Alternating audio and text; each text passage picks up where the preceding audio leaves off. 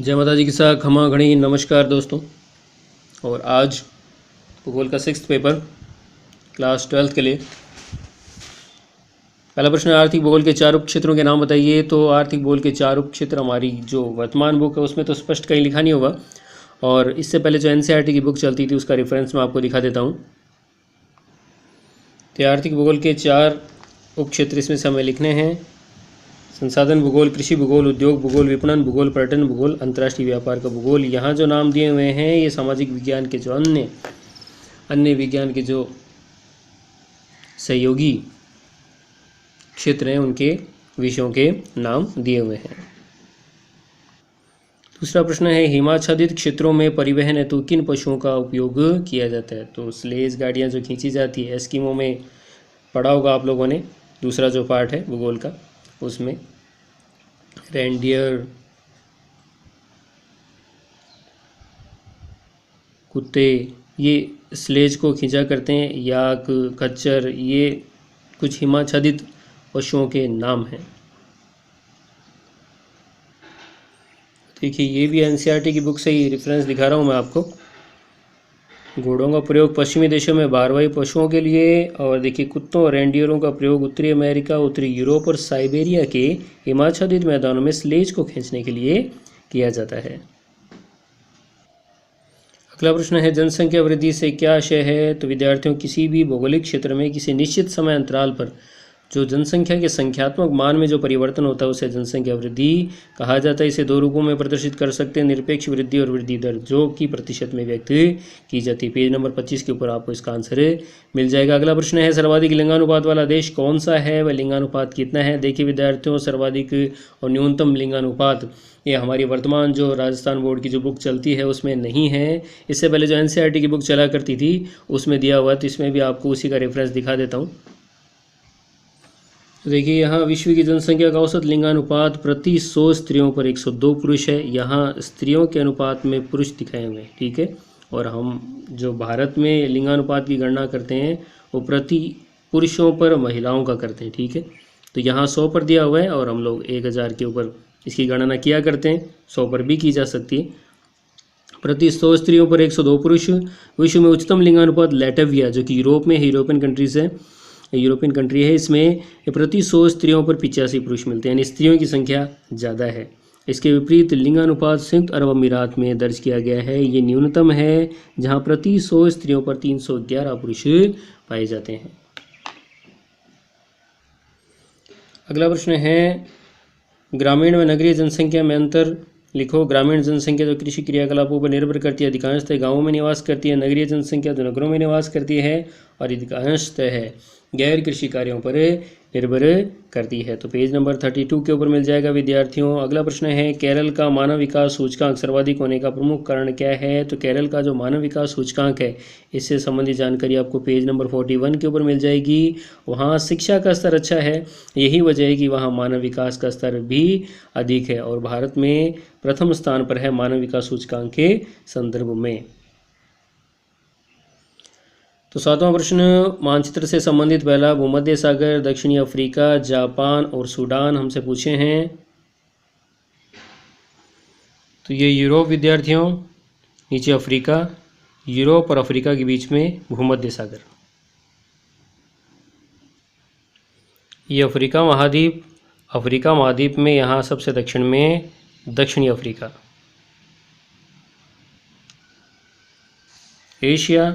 Asia में देखिए यहाँ इस तरफ ये जापान, ये और ये, ठीक है। ये ऊपर जो पतली सी डंडी सी आपको दिखाई दे रही है सखालिन द्वीप है रूस का।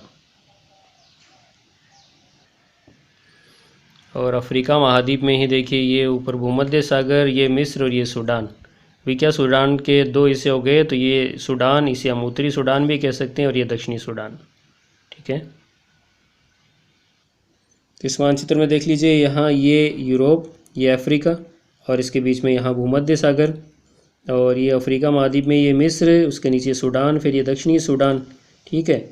और उसके बाद में यहाँ देखिए विद्यार्थियों, ये दक्षिणी अफ्रीका और ये लेसोथो, और इधर आपको जापान दिख रहा होगा, ये जापान, ठीक है। ये सखालिन द्वीप।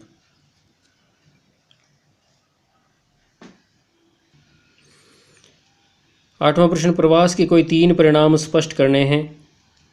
पेज नंबर 39 के ऊपर। प्रवास के परिणाम, जिस स्थान से लोग जाते हैं तथा जहां जाकर के रहने लगते हैं उन दोनों ही स्थानों के लोगों पर प्रभाव पड़ता है। जनसंख्या संतुलन बिगड़ जाता है। एक स्थान से अधिकांश पुरुष काम के लिए दूसरे स्थान पर गए तो दूसरे स्थान पर पुरुषों की संख्या यानी युवा जनसंख्या कार्यशील जनसंख्या की अधिकता हो जाएगी। कौन से स्थान पर? गंतव्य स्थान पर। और उद्गम स्थान जहाँ से वो लोग गए हैं वहाँ उनकी कमी हो जाएगी। जिस स्थान से लोग जाते हैं वहाँ की जनसंख्या कम और जहाँ जाकर के बसते हैं वहाँ की जनसंख्या अधिक हो जाती है। लिंगानुपात पर भी प्रभाव पड़ता है। पुरुषों की संख्या दूसरे स्थान पर अधिक हो जाती है, परिणाम स्वरूप लिंगानुपात का जो स्तर है वो कम हो जाता है। और जिस स्थान से उद्गम स्थान से जहाँ से लोग जाते हैं वहाँ महिलाओं की संख्या तो पर्याप्त बनी रहती है, पुरुष वहाँ से चले गए, पुरुष कम हो गए महिलाओं की तुलना में, अतः वहाँ पर लिंगानुपात अधिक हो जाता है जहाँ से लोग गए हैं। दूसरा, प्रवास के कारण संस्कृति का प्रचार होता है। लोग एक स्थान से दूसरे स्थान पर जाते हैं तो उनकी धर्म परंपराएं रीति रिवाज भी उनके साथ एक स्थान से दूसरे स्थान की ओर जाते हैं और लोगों को प्रभावित करते हैं। तीसरे पॉइंट में लिखा है, प्रवासी लोगों की वेशभूषा, रहन सहन, खान पान, भाषा आदि के अनुसार इस क्षेत्र विशेष की संस्कृति धीरे धीरे बदलने लगती है। जैसा कि अंग्रेजों के आगमन से हमारी संस्कृति पर प्रभाव पड़ा था। और 3 ही पॉइंट लिखने हैं, वैसे चौथा पॉइंट देख लीजिए। चौथा पॉइंट है, प्रवास के कारण जनसंख्या दबाव, बेरोजगारी, निर्धनता आदि समस्याएं भी बढ़ती है। प्रवासी लोगों की कार्यकुशलता, तकनीकी ज्ञान आदि के कारण उन क्षेत्रों के आर्थिक संसाधनों का विदोहन होता है। उन आर्थिक संसाधनों को प्राप्त करने की जो कुशलता है वो लोग अपने साथ में लेकर के जाते हैं जो वहाँ पहुँचते हैं। जैसे कि यूरोपियन लोगों के आने से अमेरिका, दक्षिणी अफ्रीका, ऑस्ट्रेलिया आदि विकसित राष्ट्र बने। अगला प्रश्न, विद्यार्थियों, विश्व की जनसंख्या समस्या के समाधान हेतु 3 उपाय बताने हैं। 9वें प्रश्न की बात करें हम लोग, पेज नंबर 27 के ऊपर। तो भाई, विश्व की जनसंख्या के समाधान हेतु क्या उपाय किए जा सकते हैं, क्या प्रयास किए जा सकते हैं? भौगोलिक संसाधनों का अनुकूलतम प्रयोग किया जाए, आर्थिक उत्पादन में वृद्धि हो। दूसरा, औद्योगिकरण, परिवहन, संचार साधन, खनन उद्योग, निर्माण उद्योगों की उन्नति, यंत्रीकरण, कोयला, पेट्रोलियम, बिजली का अधिकतम उत्पादन पर नियंत्रण आवश्यक है। तीसरा, शिक्षा का प्रसार और विज्ञान एवं तकनीकी प्रशिक्षण के अधिक से अधिक प्रसार से जागरूकता फैलाई जानी चाहिए। कृषि का नवीनीकरण किया जाए, सागरीय संसाधनों का उपयोग किया जाए। बहुमूल्य अमूल्य संसाधनों के भंडार हैं ये सागरीय क्षेत्र, लेकिन इनके सभी संसाधनों को अभी तक हम प्राप्त नहीं कर पाए हैं। जनसंख्या का अल्प बसे क्षेत्रों में प्रवास, ऐसे स्थानों पर लोगों को बसाया जाना चाहिए जहाँ पर लोग कम निवास करते हैं। और कहा भी जाता है कि विश्व के 90% क्षेत्रों पर मात्र 10% लोग निवास करते हैं और 10% क्षेत्रों पर 90% लोग निवास करते हैं। ये जनसंख्या का असमान वितरण है, तो हमें इसे समान करने का प्रयास करना होगा। और लास्ट बट नॉट लीस्ट, देरी से विवाह किया जाए, परिवार नियोजन कार्यक्रम अपनाया जाए और संतति निग्रह, जहाँ तक संभव हो बच्चों के जन्म से परहेज किया जाए। संतति निग्रह, यहाँ परहेज से मतलब ये नहीं कि आप वंश वृद्धि न करें, लेकिन वंश वृद्धि करते समय आपको जनसंख्या की जो भयावह समस्या है उसके ऊपर भी गौर करना है।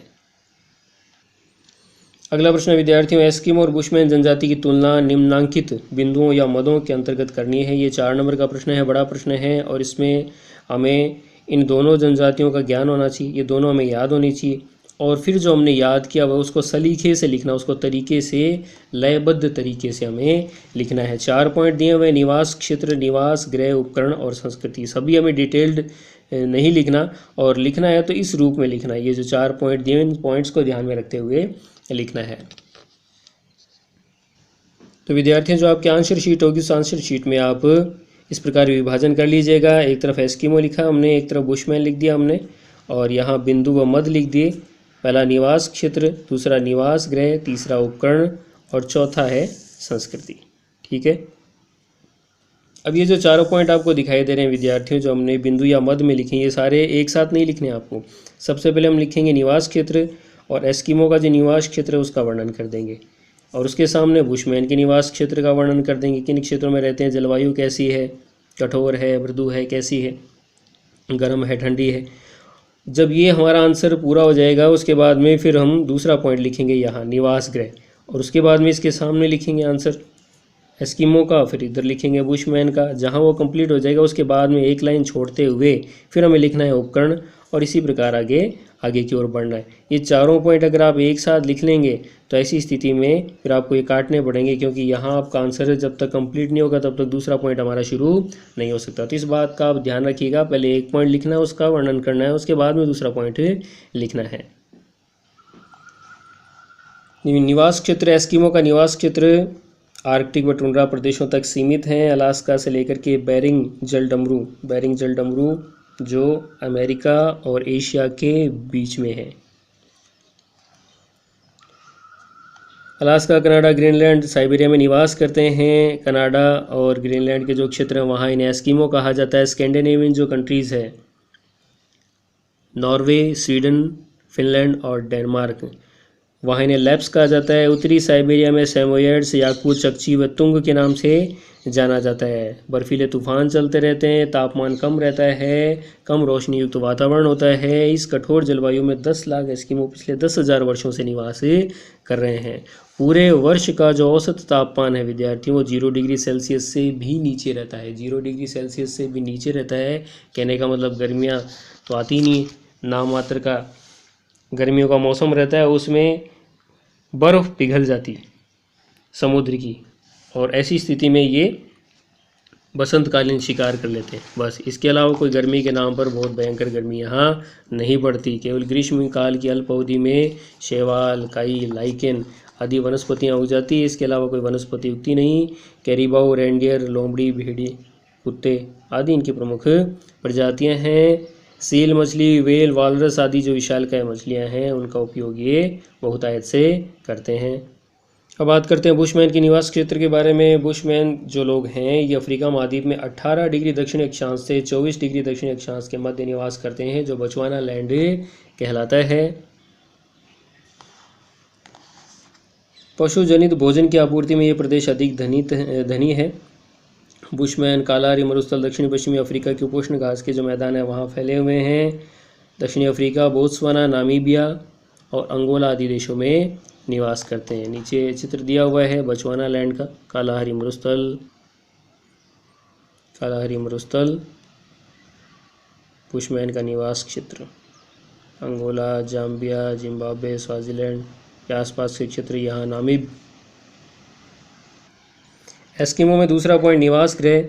एस्किमो के जो मकान होते हैं बर्फ़ के बनाते हैं ये लोग, और इस मकान को इग्लू, इस घर को इग्लू कहा जाता है। 5-6 फीट भूमिगत एवं 2 से 3 फीट ऊपर उठे हुए लकड़ी और व्हेल मछली के ढांचे से बने हुए मकान भी बनाते हैं, जिन्हें कर्मक कहा जाता है। तो ये यहाँ इग्लू का चित्र, और ये इनके अस्थायी आवास। तो कर्म कहा जाता है। इसका प्रवेश द्वार एक भूमिगत सुरंग से जुड़ा होता है। ग्रीष्मकाल में शिकार के दौरान ये लोग अस्थायी तंबुओं में भी निवास करते हैं। बुशमैन निवास गृह चट्टानी गुफाओं में शरण लेते हैं। खुले में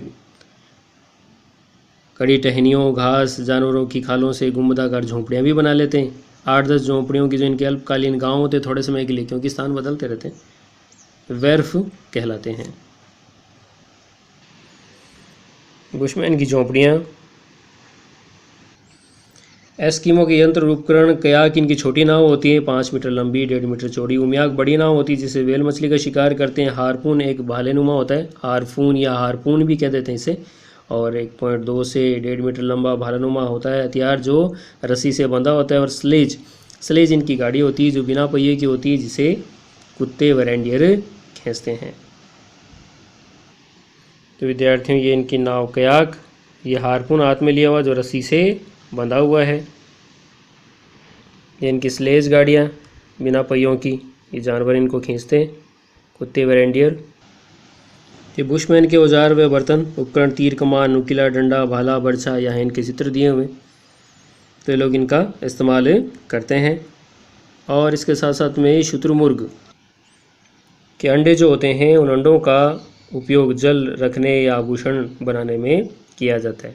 तो बड़ा पक्षी होता है शुतुरमुर्ग, एक ऐसा पक्षी जो उड़ नहीं सकता, और इसके जो अंडे होते हैं, बड़े बड़े अंडे होते हैं, उनके जो खोल होते हैं उनको बर्तनों के रूप में, आभूषणों के रूप में काम में लिया जाता है। एस्किमो लोगों का समाज व संस्कृति छोटे छोटे समूह में रहते हैं। पितृवंशीय समाज होता है। बहुपत्नी प्रथा होती है। अल्पकालीन जो ग्रीष्मकाल आता है उसमें उत्सव और समारोह मनाते हैं। एल्यूट भाषा बोलते हैं। और कठोर शीत ऋतु में भोजन की कमी के कारण कभी कभी इनके जो बूढ़े लोग होते हैं और अशक्त व्यक्ति होते हैं जो कमज़ोर होते हैं वो आत्महत्या भी कर लेते हैं। और इसके साथ साथ में ये लोग जादू टोनों में भी विश्वास करते हैं।